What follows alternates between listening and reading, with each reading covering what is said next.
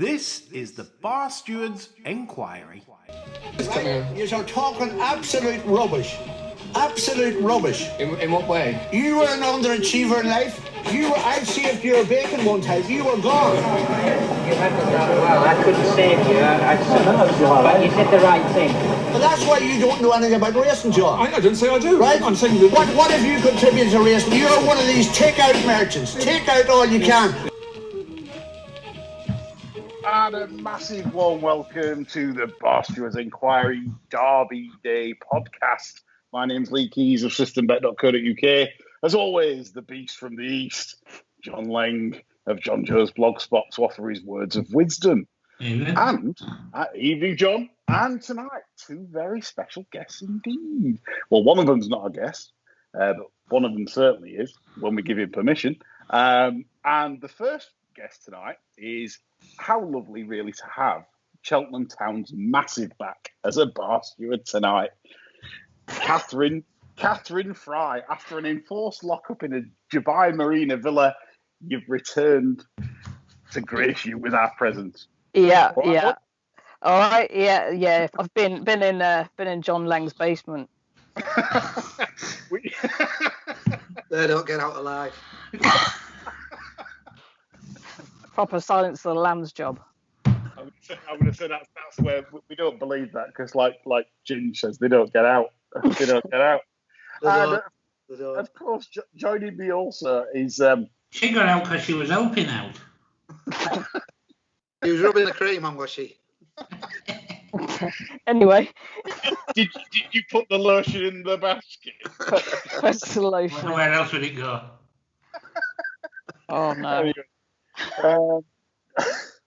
Last but definitely least, our second guest this evening, obviously, he's parked up his Panzer. He's arrived with the pate to enlighten you all with the bankers of tomorrow's South East Gypsy Fair. It's none other than Mine Hair, Christopher Stockel.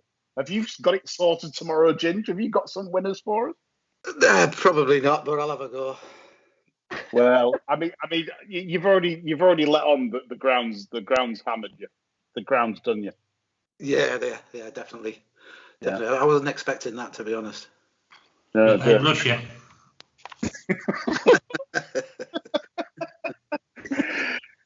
Right, we'll set the show off on the right footing, which is discussing today's Oaks. And certainly there's some interesting comments on Twitter today regarding the Epsom ground today.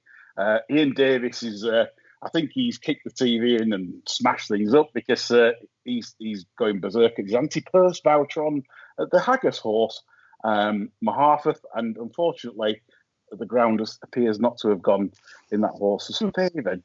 John, I'm going to come to you first on the state of affairs at Epsom today in regards to the ground. What's your thoughts on it? I just think it was a shame that he ever decided to water. Obviously he's not privy to the same weather forecast that we can all see with the lovely Laura Tobin, etc., who predicted plenty of rain for the Epsom area. It's just the way things are going now, the same as well they're aiming for good to soft to start these meetings off, because some idiot at Parkman Squares decided that it's no longer safe to have quick ground for flat racing. Seeing Twitter today really did boil my piss. You've got Nick Luck, you've got Timeform's David Johnson, you've got lots of media personalities joining in with the defence of the Clark, which I thought was pretty indefensible in terms of why are we watering to get sort of good ground to start the meeting, knowing that then if you don't get any rain, it's going to probably be good to firm on the Saturday. Why aren't we catering for good fast ground? It's June. Why aren't we catering for good fast ground horses? I have absolutely no idea. Cathryn, what do you make of it all? I think in terms of, I think the Clarks are, obviously you've got the Clarks that kind of just do their own thing, like Tellwright. He just waters, well, whatever, even if there's been a hurricane in the area, he'll just do that. I think in terms, you can, I totally agree with you for some reason. I mean, remember the old blistering hot summers and horses would just race on it? For some reason, that's not allowed to happen anymore. I think that we are just now, well, we've become an absolute generation of bedwetters. Yeah. And if there was sort of a lot to suggest that, obviously if there'd been all manner of injuries on that type of ground, then you could kind of understand that some sort of front was taken. But I don't recall of days gone by. Certainly don't recall any real injuries. And then I don't know. I mean, but it's not just in racing. It just seems to be this whole country. I honestly think the people that bravely put their lives on the line to see off Adolf, and the people that gave their lives for this country would be actually rolling in their graves and what this country's become now. I didn't mean you, Ginger Hitler, by the way. He's got similar qualities. Yeah, I heard. It's like it just, and so I guess that does put the clerk in a very unfortunate position, is that if he hadn't have watered and it hadn't have rained, then the shit would have hit the fan, and now the shit's hit the fan anyway. Just seems to just be like, I mean, look now. Do you remember the days of, if the weather had been warm? Obviously, I'm going to revert back to jumps racing. I mean, when was the last time we had a good ground Cheltenham Festival? Yeah. That's true. Yeah. It's all right. The weather's more unpredictable in March, but not that long ago, I remember just what's wrong with good ground. I'm not a massive fan of like somewhere like Bath, and I know they can't help it, but running on basically Blackpool rock. But there's nothing wrong with decent, good ground that is well covered and that there won't be any injury. But anyway, I'm getting like Leng here. Well, this is it. I mean, yeah. You spend time around Leng, and you spend time in his basement. Yeah. He only came down once a day to ransack. You've got Stockholm syndrome. That's what it is. I've got Stockholm syndrome. Stockholm syndrome. Yeah. But yeah, I mean, to me, like I always come back with that retort to any pundit that starts defending this absolute shit show. To be honest, today, and it's me. Put it this way, I've barely had a bet. I've literally not hardly bought. I've just watched it because I'm not betting on that. It's just it's adding extra variables to everything. Yeah. And you Pile Drive was good though, weren't it? You were bouncing at that. You were bouncing, Cathryn, at that. Yeah, we like that one. But yeah. To me, it's a big turn off, and I think the watering also has long-term effects for that grass. If you're constantly watering a track over time, then the minute the heavens open, you can quickly go from good to firm to soft because of the water table underneath. Exactly. And the thing is, the retort I always say about Bath is that name me a horse that's broke down at Bath. I can't name one. I've been watching Bath for years. It's all right. It's modest fare. What was that? But it's a shame you haven't been in it.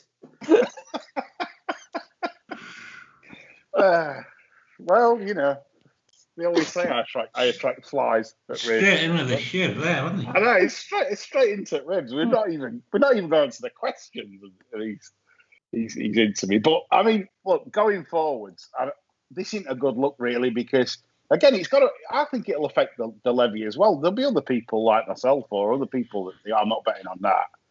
It's boggy ground. Like someone even said today. I think it was. Was it Ian Davis? It was somebody that said it resembled a national flat race.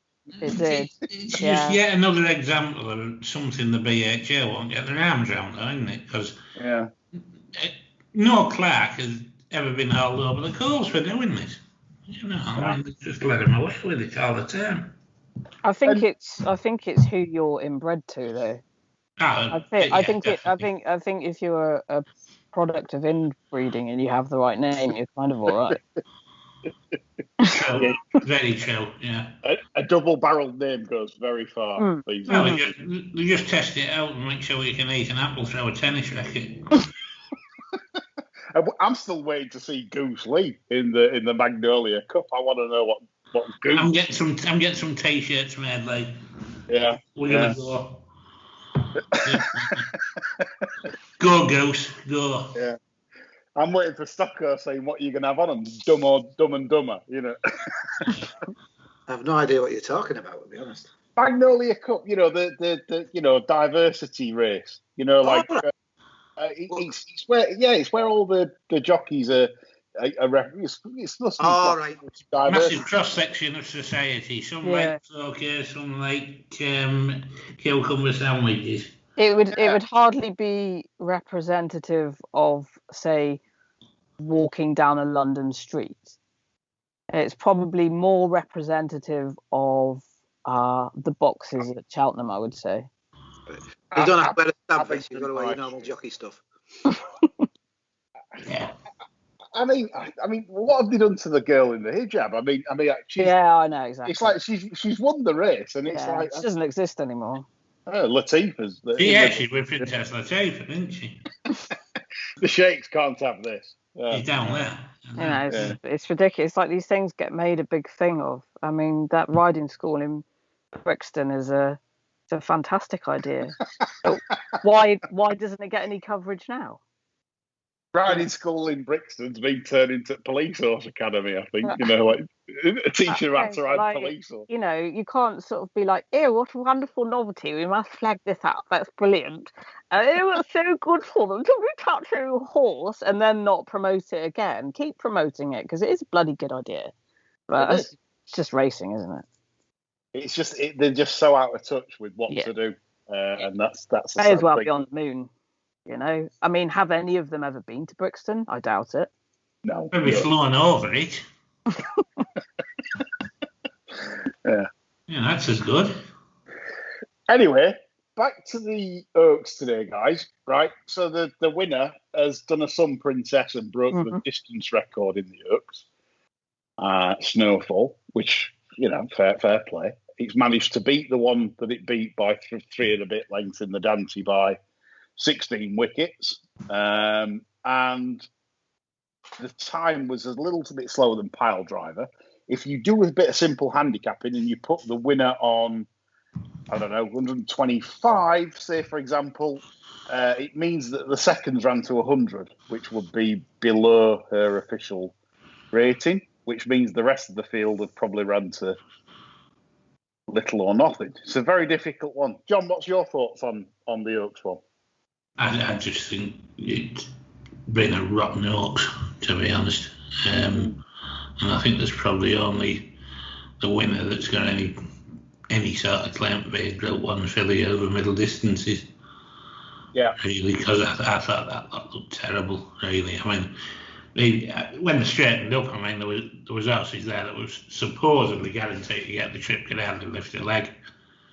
So, I mean, either he's absolutely watered the living Jesus out of that course, or they're crap.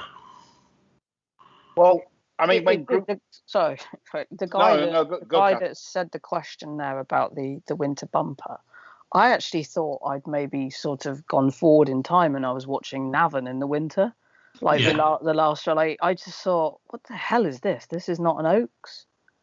Like, regardless of the weather. It was just like, yes, and take nothing away from the winner, but there's no way that any of them behind there have run to a true mark. So I think on that, for me, not that I'd be a big better on the flat, but for me, I would be treating that form with a lot of caution, even though she's a very decent animal. You know, it wouldn't be in a book for me. Yeah. Well, I mean, you got Aidan saying after the race, well, the lads always knew that this was a great horse and all the rest of it. But, I mean, you know, what would you like did they know that, though? You know, it's 14-1 at York in a fairly average-looking trial. And then it's not like they've hammered it to beat their other one today, you know. And if it was high 120s horse, They'd have been getting stuck into it. But no. Put it this way, John. If say this, for example, turns up in the Irish Oaks next or something like that, Yeah. or whenever it turns up, if it's good to firm, you'd be wary, wouldn't you? Absolutely. Because if you think about the Dante form and you take that as a base and you say, right, that the 3 3/4 length defeat of Mystery Angel, that doesn't put it on, the kind of marks we're talking. I mean, Nick Luck after the race was we were saying this was one of the best horses of all time. I mean, it's just craziness. Nick Luck there, he must have backed it to win, got the bonus ball and the special prize voucher on tipping point. And he's on a promise tonight. He must have been the way he was eulogising over it. Definitely. Yeah. Little does he know it's with Tony Calvin.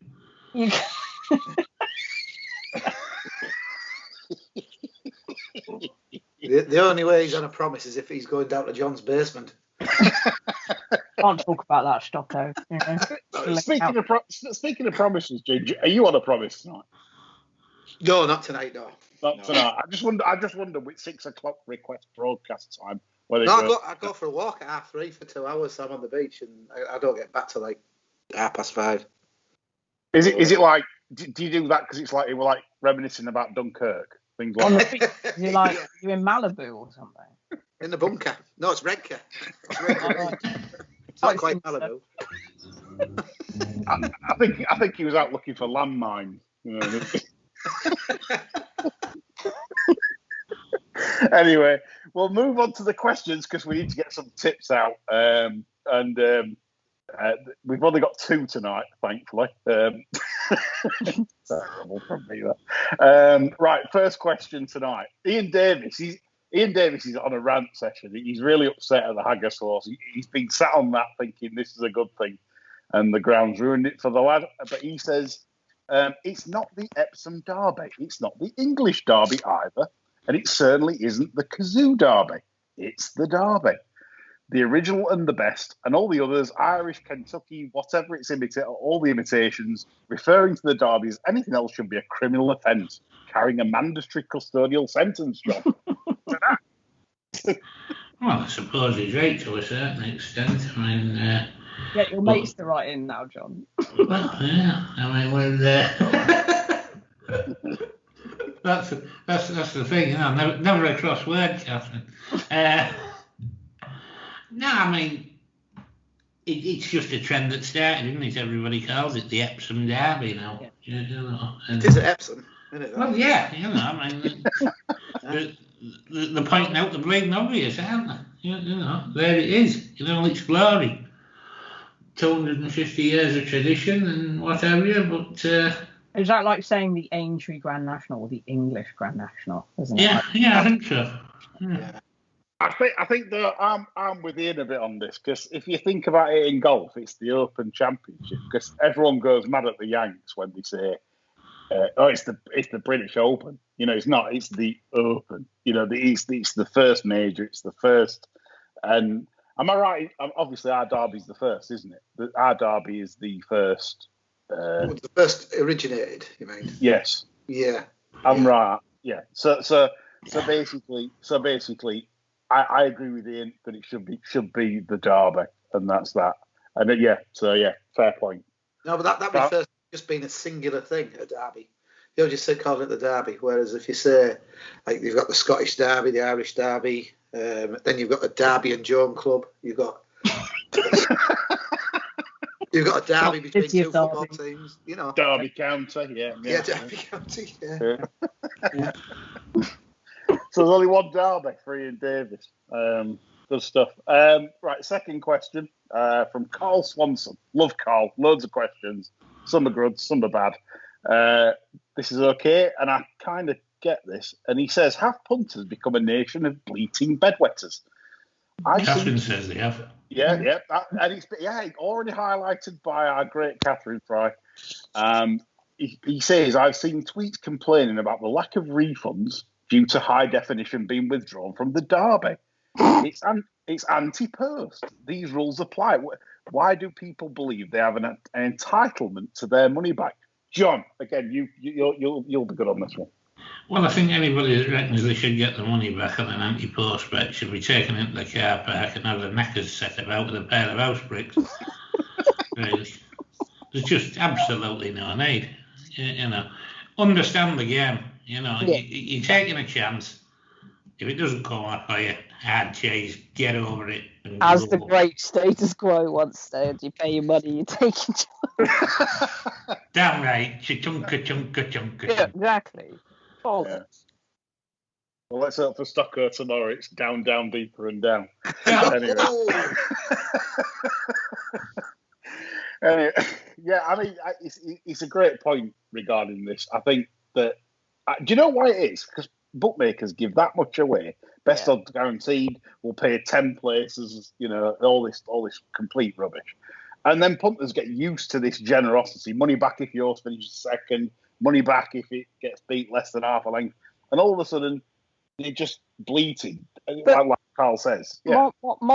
Modern day bookmakers, though, don't seem to want proper punters. They're terrified of proper punters. Yeah.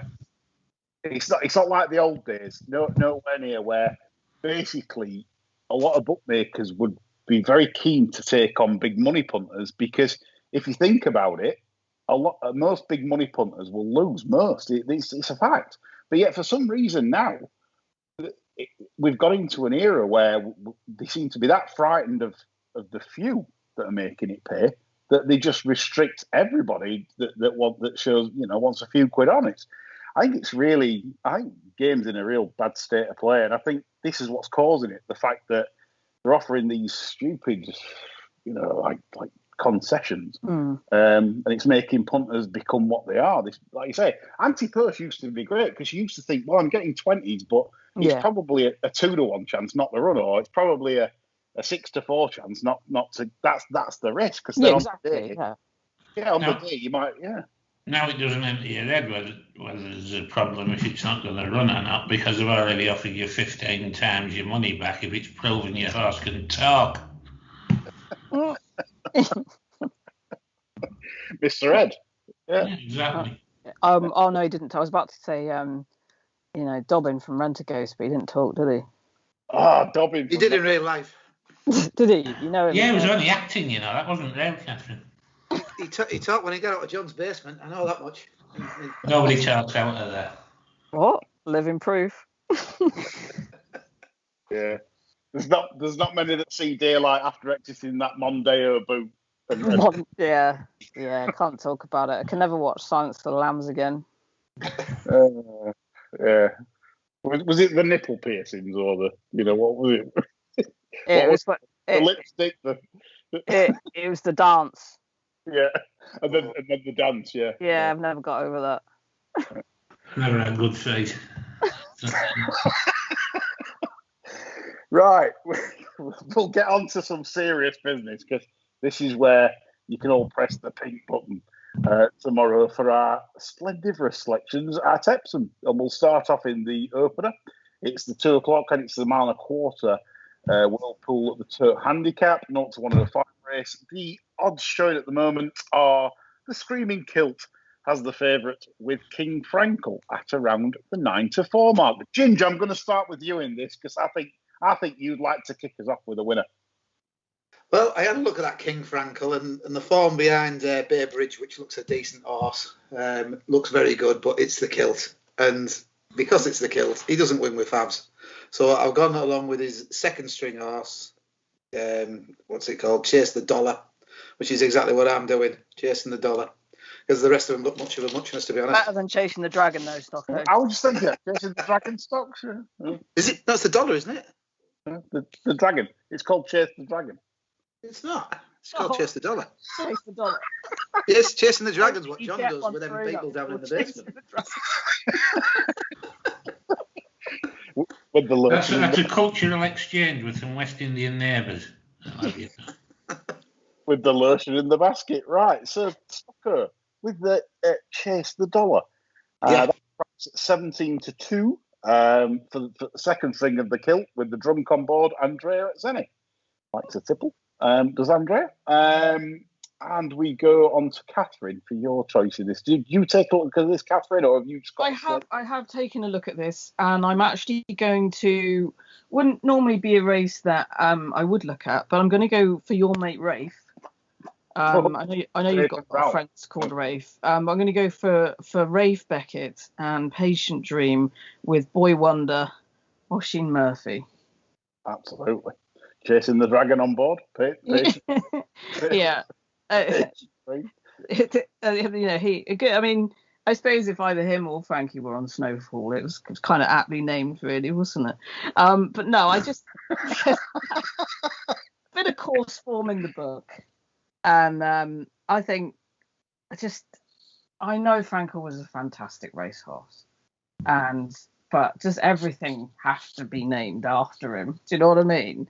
You don't get with the greatest see the stars, do you? You know. Anyway, that's a totally different rant. So yeah, it's your mate Rafe's for me. Rafe and Ralph Beckett, the dynamic duo training team of Patient Dream, currently around 3-1 for Cathryn. She didn't like the King Frankel name because she thought Mohammed Abeda must have spent about 3 seconds thinking of that. So John, what should we call him?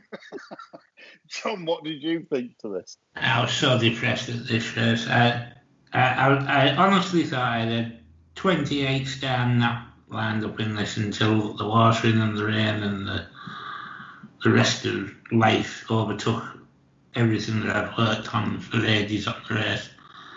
And Great Gadian was going to be the one.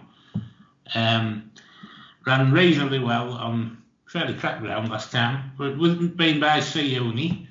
I thought, a bit better ground at Epsom. We're going to be loving this. And then here we are. So I've had to bin him, and I'm chucking in with all that else there, and he's Chase the Dragon. Chase the Dragon for John and Stocker. For Andrea Zeri again, 17-2. Me, I am with the boring old favourite, King Frankel. I think he's a big work in progress. The form behind Bray Bridge is much the best in this, and I will say much the best. Beating River Alwyn by 4 1/4 into third is strong form for the level. So I'm with King Frankel, but a bit boring at 9-4. Will I be getting involved at 9-4? Not particularly. Maybe an in-running bet for me if they decide to let him have his own way or something like that. Right, next race, the 2:35. It's the Princess Elizabeth Stakes over an extended mile. Sponsored by Kazoo, Group 3 affair. And this is quite a wide open contest, mainly because it's crap. And it's 4-1 Mamora, 4-1 Statement that they're heading the market. John, I'll come to you first with your choice for the Princess Elizabeth. Well, again, I've been scuppered by the weather here. I thought Posted was better than most of these, which I do think is an absolutely rotten club trade. No potential in here whatsoever. No, it's all. But I think out of the ones with 3-figure ratings, I think Statement is probably the one that's likely to handle the ground the best. So I'm chucking in with that one as a token selection. And I can't be any stronger than that, I'm afraid. Fair play. It's a Statement. Martin Mead, David Egan, 4-1 best price currently. Cathryn, your thoughts on this? Yeah, I agree with John. Actually, I think it's not a great race for this sort of card. The fact that she wasn't up to Guinness class, but the run in the Fred Darling was decent enough. And it was. Yeah. And over probably a better trip. Yeah, exactly. Well. Yeah, I don't think she quite sees the mile out. No, she doesn't. And I think in time she will sort of become, I would imagine, a middle distance filly. I mean, there's up to like 1 mile 4 in her pedigree. Yeah. So yeah, I mean, it is such a crap race. I think you could be quite confident on her, really. Yeah. Stocker, for you? I've gone for Variables horse, Nazuna. It ran in the Breeders' Cup Juvenile. Ran a stinker over there, but apart from that, it's run really well in Group 2s, Group 3s. Last season was second in the Rockfell, I think. Yeah, that's the reason I've gone for that one. Yeah, it's fair enough. I mean, on 2-year-old form, it certainly comes in there with a chance, but obviously we've not seen her for whatever reason. But she's currently trading at 6-1. Again, you're going for another drunken Andrea Azzini. I'm with apparently he loves the champers on the way home, does Andrea. You know, apparently he's quite happy to pay someone else to drive him, and he just sits there supping the champers after the races. Allegedly. Sounds like you. Yeah. Oh, wait, it is like fair play. Well, he still drives. Sounds like you if you lost 15 stone. Carry on with my selection, which is Statement. So I'll agree with John and Cathryn and leave Stocker in his speedos as the tide goes out. So Statement for me of Martin Meads for the similar reasons to Cathryn and John. I think this is a moderate renewal, and I'm hoping Statement can back up that run in the Fred Darling, and that will be my choice there in the 235. So we'll move on to the 310, which is the Kazoo Diomed Stakes, a Group 3 affair, and a very, very well backed horse at the moment, Century Dream, into 2-1 favouritism. And I'll start this one off then for a change. I thought Century Dream was very weak in the betting in the Lockings. I don't know why that is. That would worry me in terms of the fact that it was well beaten in the Group 1 last back end, and then it's got beat 20 lengths behind Palace Pier, and it was extremely weak in the betting. Now, it could have just needed the run. They could have just run this as a prep for this or something. But that would worry me going in at a short price, even though conditions are ideal. But nevertheless, credentials are fairly solid in terms of this. Did think the kilt might, he's booked the gate jockey for Marie's Diamond. That could sort of like blast off and go. So I would probably go with Marie's Diamond as a small play, because you can see that Johnston and De Souza are thinking blast off in the Diomed. That's the 310 Epsom. I will come to Cathryn now. Do you like anything here a lot, Cathryn? Not a lot, but I am swayed by Paul and Oliver Coles, more hard-working families. Duke of Hazard, purely because if you go back to last time, the form's pretty decent. Headgear on, Frankie on, not a great race. Wouldn't be a confident tip, but I might chuck it in if I'm having like a dodgy multiple or something tomorrow. Yeah. So Duke of Hazard for Cathryn. Yeah.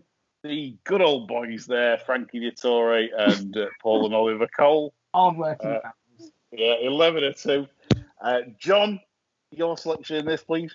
The Coles will be getting up early to do the churning, won't they, before they go to Epsom? Make some butter and stuff. Cows, cleaning up. Yeah.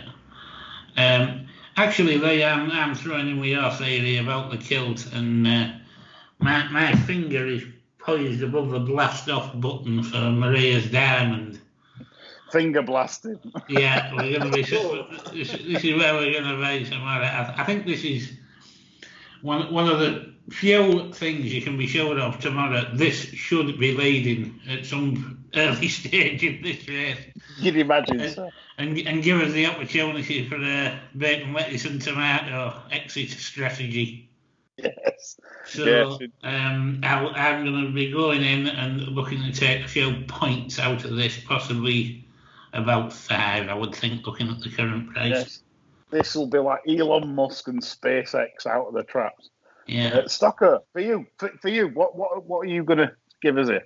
I was all over Century Dream. I think when it goes into the right grid, it's better than all these. It's fast forward than all these. Yeah, and I just think if it runs anything like its race, it should beat them. Marie's Diamonds doesn't look the same horse it did last year. It looks like it's a bit of a twat now, to be honest. Ben Johnston? Could be, Johnston, yeah.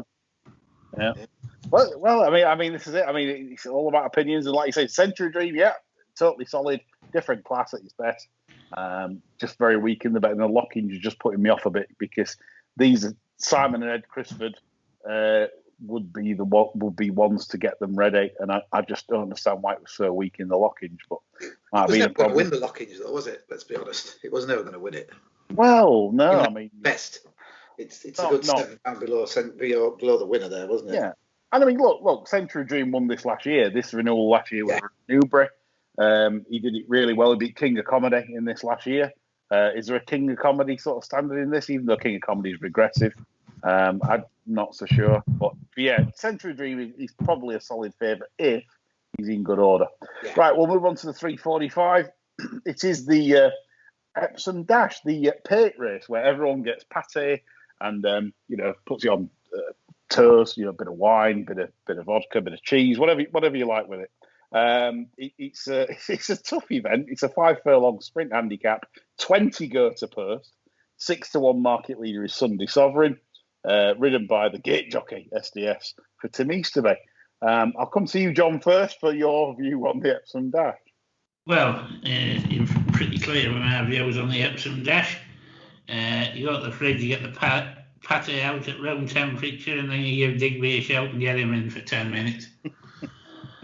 But I do think I've got a better here, and it's a big price. Get Boosting at 40-1 is the one that's caught my eye. This has actually run off much higher marks in the past, pushing up towards 90. It's only off 83 here. 3 runs ago, it really, really caught my eye at Musselburgh. Was slowly away, had nowhere to go. Just basically completed the race on the bridle and got back 2 3/4 lengths. Now we've been talking about horses getting Johnstoned earlier on. This one for the last 6 runs has been absolutely mullined, and Jamie Gormley, who 3 years ago I'd never have thought I was going to be marking him up as a plus in the jockey change. Takes over tomorrow, and I think that will find even more improvement from this horse. It can just sit in behind a pace and find a stride, this thing. Untapped potential. It's only 4-year-old. I mean, there's some of these things are too old to be running over the bloody jumps. 14's not a bad draw at all. He's not exactly hending on the fence. Gormley's too stupid to try and save himself if he's racing in a pack anyway. He will still try to go forward. So plenty going for him, and 40-1's way too big. Okay, 40-1 selection from John. We like big prices on this show, as we've managed to find a few in the past from our lucky pins. And Get Boosting 40-1 for John, for Ian Jardine and Jamie Gormley. Cathryn, did you look at this menace of a race? I did. I actually quite like this race. Ooh. I think I've been to Derby a couple of times, and I've always loved the sight of this race. I've got one here actually. Though I do greatly admire John's selection, I have to say that's fantastic reasoning. I like Only Spoofing, currently around 10-1. Was 5 furlong winner at Goodwood, so forming an undulating track. That was when he was with Jed O'Keefe. Trained now in Ireland, I believe, and Tom Marquand. Oh, I knew you'd like an Irish run. Oh yeah. Yes. Three lovely runs in Ireland last time. He did well enough, and I think we're on for that. Yeah, he probably Gary Carroll probably got a bollock for winning 3 lengths last time. Not so far. Yeah, but yes, one that caught my eye, I have to say. That's an interesting choice. So Only Spoofing for Cathryn, and the Irish, an interesting booking in Tom Marquand. Exactly. As if the Irish mean business from a very plumb draw. Yes. Right against that rail, out and away with the old magic carrots for Cathryn. Interesting choice. Christopher, what was your? Well, I'd picked mine out before the downpour, so I'm not sure how well this thing goes in the ground, but it must be about 150-year-old now. Caspian Prince, it turns up every year. I think it's won it once. It's been placed a few times. It's won it 3 times. Has it? Yeah, I don't think it's getting any slower. This is its track and trip. But whether the ground will slow it down, but I'll be going with that each way, and I think it's drawn about 4, so that could bag the rail anyway. Well, far rail, because I mean, if it's stone, Sorry, wrong rail. It's far side. But no, listen, I mean, looking at the history of the race, there's not really that much in the draw. It's just that obviously with a softer ground, that just might play favour to the stands rail. But I'm not sure on that either. I'm not sure that the stands rail will be the place to be. Don't forget the ground's going to dry out a little bit tomorrow. You just don't know. That's the thing. It's quite tricky. Only thing I've got for you in this race, I'm with John. You know, we're just cracking one off and opening the pit. And the stat is the last 22 runnings, 13 of them have been the top 6 in the weight, which says to you that it's a class race, really. It's a horse that basically, I mean, they've won well over half of the races, and there's been 20 runners each time. So there's a big bias there to top weighted horses in the class shines through. That's all I can offer in terms of the Epsom Dash. So we move on to the big one, which is the Kazoo Derby.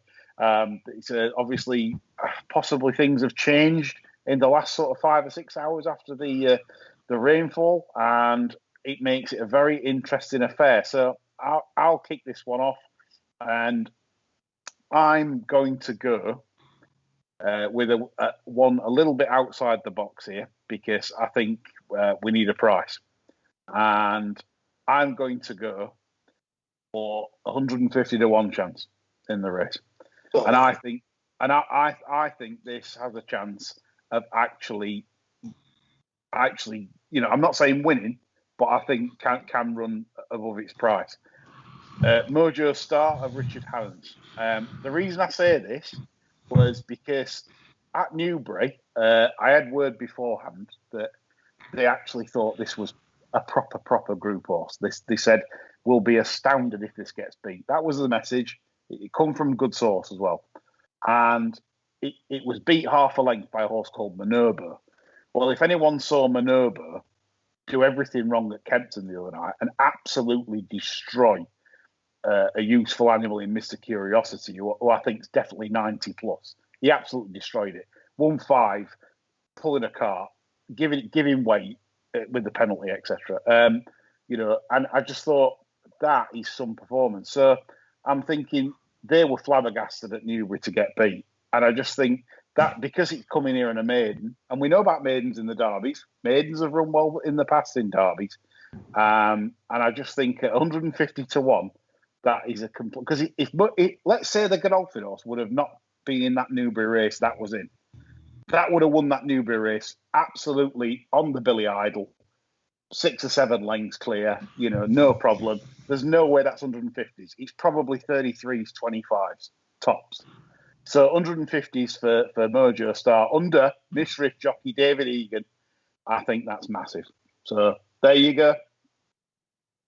Cathryn. As you know, Lee, had a bit of an anti-post bet here. I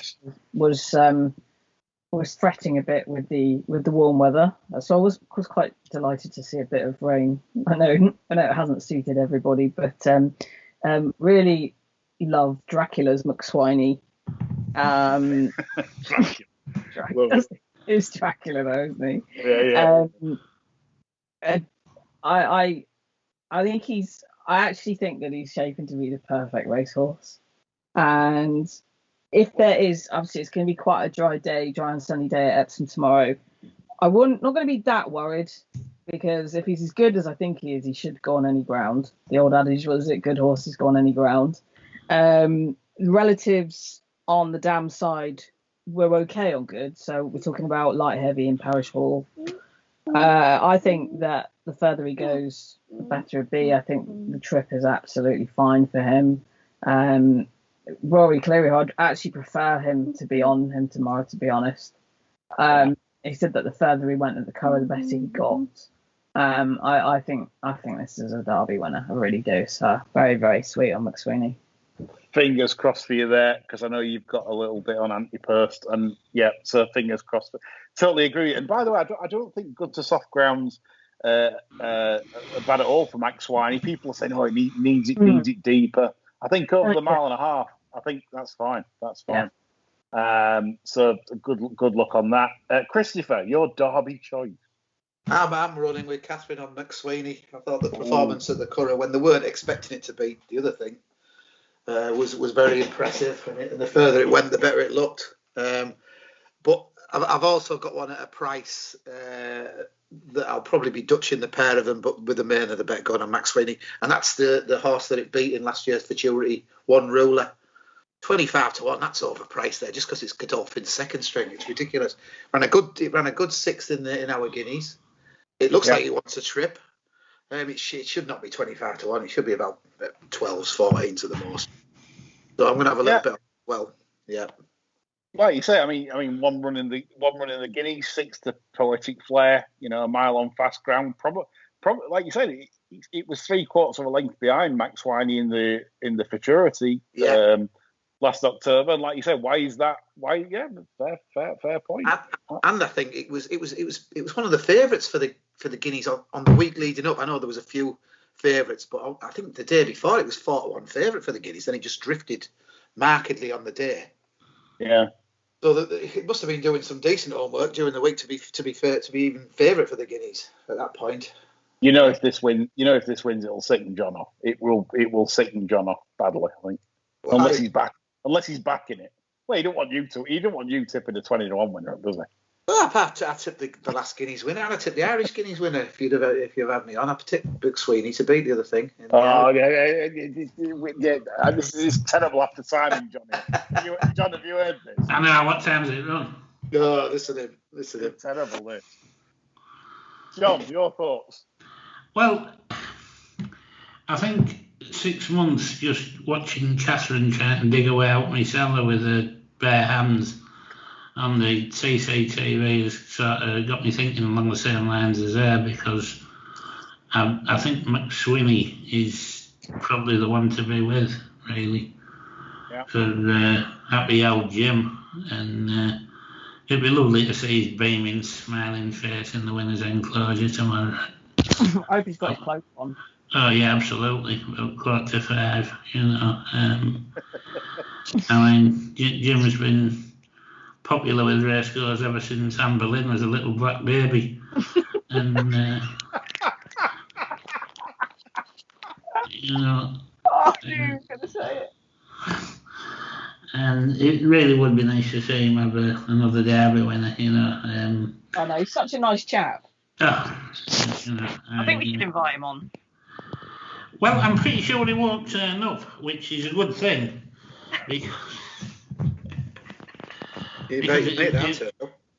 Well, yeah, that's sure enough. But yeah, I mean, that's the one for me, McSweeney. No ground worries. Looks as though it'll probably improve for the trip unless Manning takes his brains out and tries to make the running. And fully endorse Stocko's reasoning on One Ruler as well. It looks dangerous. I've got John Leaper back a bit anti-post, but I'm not convinced that wants much dig in the ground, really. So the three of you, Max Swiney with Stocko Dutch with One Ruler, and John endorsing One Ruler. Bit too right, said Fred. You two with that one. And myself with the absolute rag of the field, Moho Star. If I can get any exotics on that, as in play that to finish 3rd, 4th, even 5th, if there's any kind of Betfair markets available, I'll be searching for that, because I don't think Moho Star is nowhere near 150 to 1. Right, we go on to the 5:15 Northern Dance Handicap, a 0 to 105, 25,000 the winner. Sooner race in France, personally, but there we go with the prize winner levels. What Group 1 power? 3 to 1 favourite for Andrew Balding and Sylvester de Souza. John, any view on this? It's a bit boring, to be honest, but I really think Group 1 power will take the beating here. I think it's still got potential, even though it's 4-year-old. I think it could probably turn into a Duke of Edinburgh type horse for later this month. And if it's going to be, it needs to win this, really. And I don't think this is a deep race by any stretch.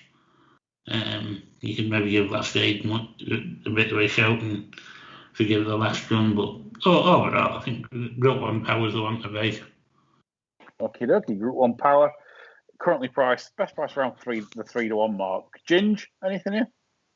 I probably would leave it alone, but if you held a gun to my head, I'd be going Preferably, for Alan King's Midnight Legacy, purely because of the jockey booking in Buick, and it's a consistent horse. It should run its race, but I didn't really have a good look at it, to be honest. Yeah, to be fair, that's not bad form at all. Second to Opera Gift of Andrew Balding's. I certainly think that's reasonable form. Gumball was third in that. The National Hunt horse was third in that. Cathryn, any views on that? No, at this point, I'll either be crying in a corner or running around the house celebrating. I'd agree. I'd totally agree. I'm with Soto Sizzler in this. The O'Sheen mount. David Menu is he the French trainer? David Ginola, or Gerard Depardieu, or whatever I thought he looked like. Anyway, yeah, I thought that was second to Group 1 Power last time in the Met. But what I felt was that Group 1 Power always had first run, and I thought that was unfair. You know, yeah, I think that's not. You know, I think he deserves some credit really, because I think he gave him first run, and that was the difference between them. So, but I agree, John. In a way, I think Group 1 Power could have more progression in it. You know, I think there's more improvement than Soto Sizzler, but I'm with Soto Sizzler at the prices at 11-2 each way. Thief bet for me there. Right, we move on to the 550 at Epsom, the finale. Thank God. 6 furlong Kazoo handicap. It's a Class 2 affair. Desert Safari and Lexington Dash are favourites for this at 5-1 joint favourites. Ginge, any thoughts here? Again, Tinto for Amanda Perrott, Jim Crowley on. It put up its best performance last year. It's near enough the same date as this, but it was at Newmarket. And it beat Summergant a length and a half there. I think if it runs anything like to that standard, it's probably its time of the year. I'm not sure whether it goes on the soft ground or not. I don't know, but that'd be the one for me. She does all right at that meeting as well, doesn't she, old Amanda? Not far to travel, is it? No, not far to travel at all from a base at Guy Harwood's. And her dad was a good guy, wasn't he? He ruined that one, didn't he? Good on the bonfire, weren't he? Good old guy. John, any thoughts on the finale? I like Kimmy 5. Firstly, there's the Nick Davis angle. Nick's been mentioning this week. Has he now? Yes, yes. He chucked in the conversation about would Kimmy 5 back as we getting paid on Saturday. I think this course and trip could really suit. And while the drawing 12 probably isn't ideal, I noticed they've gone to the trouble of getting the champion jockey involved, and I think this can do pretty well around here tomorrow. Yeah, I think round about 6-1 it's a bet. Okay, so Kimmy 5 is a pretty confident. Davis is a very shrewd judge as well, so I think 7-1 still available. So 7-1 each way, a pleasure. Yeah. For Kimmy 5 under O'Sheen for John. Cathryn, had you got thoroughly bored by now? No, I had a look at this race, and obviously I'm quite scared that John's going to put me in the boot again. So I'm going to go with Kimmy 5 as well, because I actually think the same as my capture or whatever. I actually think that Epsom will suit him down to the ground. I think he's very easy over undulations. You've only got to look at his form at Goodwood to see that, and the jockey booking is eye catching. I think so. Yeah, and he's been, not that it matters, but he has been sort of quite widely tipped up as well. So. I don't think I'm maybe barking up a totally wrong tree and saying Kimmy 5. Interesting. So Cathryn and John both agreeing with Kimmy 5. for the champion jockey Oisin Murphy. Each way a pleasure, folks, at 7-1. And it looks like we've got an absolute duo battle, because I agree with Ginge, with Tinto. I do. I think this has got a much better chance than its odds suggest. It's effective in the ground. It's fair. It's definitely off a winnable mark. It was in form last year, like you say, it beat Summergan last year off a mark of 100, and it turns up here off a mark of 95 after a few trip experiments over 7 furlongs. The last 3 runs have been over 7. Might not have suited. Maybe they were just getting frustrated and not winning at 6, but maybe the mark was just a tad high on 101. Now 95. Plenty of value there in that. At around the 16-1 mark. So I thought, I'm with Ginge there. Tinto 16-1 each way to finish the meeting off. So hopefully there's some pink button choices for you there between us all. We've got one final race to look at. I don't know if you guys have looked at this. The Prix Jockey Club on Sunday. I don't know if Ginge, have you bothered? I had a quick look, mate. Yeah. I think I don't like going for O'Brien. The same as I don't like going for Mark Johnson, just because they just do my head in. But I do think the French Guineas winner, the St Mark's Basilica that won the Duos, I think it's a really good horse. Yeah, it's probably his best. It's definitely his best called. And I think it was good. The further that it went in the French Guineas, the better it looked. I think it'll be too good for these, personally.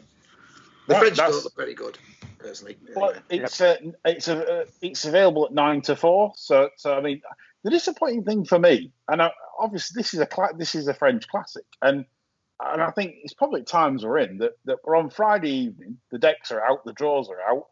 There's literally, I'm just going to double check this, but I believe there's only 2 books pricing this up, which is astonishing. You know, like it's a French derby that's quite important in terms of calendar. You know, it makes the moves. You know, what wins it, and there's 2 bookies pricing it up, which are Bet365 and Ball Sports. So disappointing.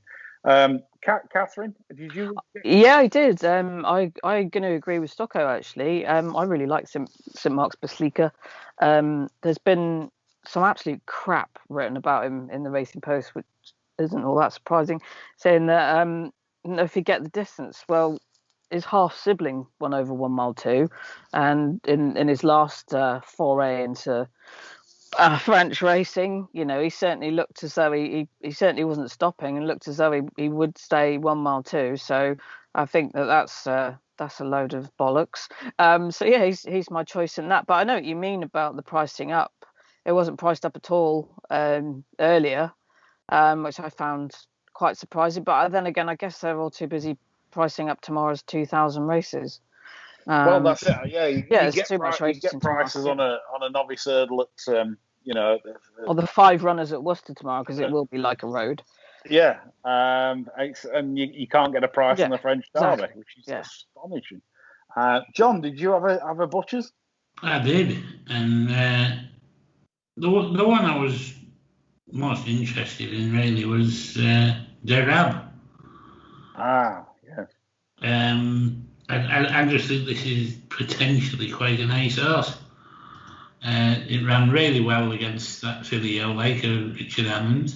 Snow Lantern, yeah. Yeah, then the last day was absolutely fantastic. I went demolished that trail at Newmarket. I was really impressed with that. And to be honest with you, I'd have probably bit the bullet and run this in the Derby. I know it was a fair old hiking trip, but I mean, it looked a tailor-made Derby horse to me, and I can see this going really, really well here. You know, I know it's got a massive amount to find with proven pattern performers, but there's no way I think it'll look out of place against these on Sunday. Yeah, I mean, Derab is a horse that I know quite well, because I've had info on it basically since debut, and Martin Harley always rides this at home simply because it's ludicrously keen. So they don't put like, you know, moderate jockeys on or moderate work riders. It's always Martin Harley that rides it, and he's done a grand job in settling this. The one worry for me tomorrow, so Sunday, sorry, would be install 14, which is quite wide, which means you either have to drop in, which is round Shanty is quite difficult to come from a long way behind, or if you then go forward from that draw, you could be like, you could be pulling like Boris Johnson. So I mean, it literally is. That's the one worry. But I agree with everything you've said about how good he is. And to be honest, John, I'm a bit disappointed they didn't just turn up in something at the Royal Meeting, rather than go there. But like you say, or even try it in the Derby. Why not? Yeah. But I'm a bit disappointed they've come here, and I bet they're disappointed with the draw. I've actually bet one in here, folks. I managed to get my commission agent on, and he managed to get me a bet on a horse ridden by Gerald Mosse, Normandy Bridge. I have backed at 20-1, and I backed it win only because of the poor each way terms. 150 odds, 1, 2, 3 does not cut the mustard. So it was just a win only bet. And this was behind St Mark's Basilica in the French Guineas. And it was very slowly away, which is unusual for Normandy Bridge because he normally ridden handy. And he was badly hampered around the first bend, then he just got absolutely no run whatsoever. Ran on late to finish 7th. I thought it was an eye-catching run. And if you look at his pedigree, he's by Le Havre, out of a Silverhawk mare. This is sort of like, and he's only ever ran at mile, 7 furlongs, mile, and this is now a mile and a quarter, extend a mile and a quarter. And what's interesting at Shanty this weekend is we're going to get better ground. It's going to probably end up good. There's very little showers forecast, and it definitely looks like it's going to be decent ground. So Le Havre and Silverhawk, it's tailor-made for good ground. If he breaks better under the old man Gerald, 20-1 it cannot be, because I think it'll. I agree with Stocko and Cathryn that St Mark's Basilica is a very good horse, and I certainly respect it. But obviously for me it's price, and I just thought 20-1 for Normandy Bridge with Bet365, folks. Fill your boots. For a small bet, anyway, and the French Derby on Sunday. Right, I think that's covered it off. I think I've enjoyed the show, folks. I've enjoyed all your company. I think you'll be brilliant, except Stocker. And we'll be back on Sunday, myself and John, with more rubbish for you to listen to at around the 6:30 time on Sunday, as always. It's been a pleasure, and I hope you back some winners this weekend. That's all from us. Bye for now.